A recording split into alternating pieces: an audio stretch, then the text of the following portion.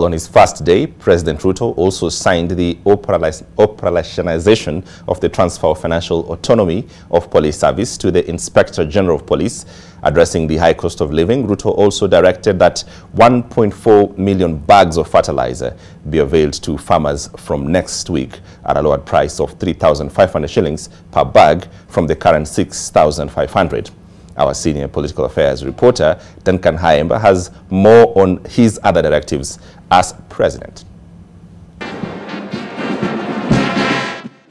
President William Ruto has hit the ground running by making a raft of radical declarations immediately he was sworn into office. His first port of call was the judiciary, which upheld his election, an institution he said he will respect its decisions in order to consolidate its place in the constitutional and democratic dispensation. My administration will scale up the budgetary allocation to the judiciary by an additional 3 billion shillings annually for the next 5 years. He wasn't done yet. In a subtle attack on his predecessor who sat next to him, Ruto dropped a bombshell literally. Further demonstrate my commitment to the independence of the judiciary. This afternoon, I will appoint the 6 judges already nominated for appointment to the Court of Appeal, which was done 3 years ago by the Judicial Service Commission.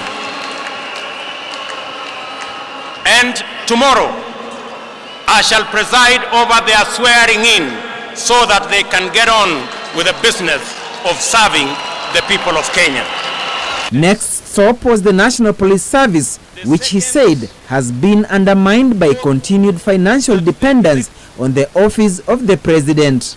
I have instructed that the instruments conferring financial autonomy to the National Police Service by transferring their budget from the office of the president and designating the Inspector General as the accounting officer be placed on my desk for signature this afternoon. On the youth unemployment crisis, the head of state says he will start with establishment of Dongo Kundu and Naivasha industrial parks. I will be issuing instructions for clearing of goods and other attendant operational issues to revert to the port of Mombasa, as I made a commitment. To address the high cost of living, the new commander-in-chief stated that his strategy to bring down the cost of goods will be predicated on empowering producers. For the short rains, we have already made arrangements to make 1.4 million bags of fertilizer available at Kenya shillings 3,500 for a 50-kilogram bag, down from the current 6,500. Ruto also hinted at radical changes in the education sector, starting with the CBC curriculum. Public participation is critical in this matter. I will establish an education reform task force in the presidency, which will be launched in the coming weeks.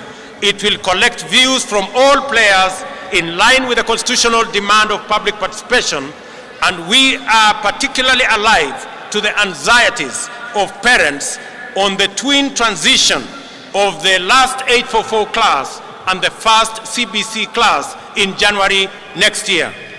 I assure all that there will be a solution to the matter before then.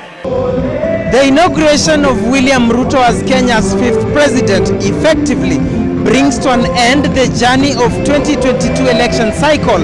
But for him, it is the beginning of a new journey, the journey of reuniting the country and taking it to the next level of development. Duncan Haemba, NTV at the Moi International Sports Center, Kasarani.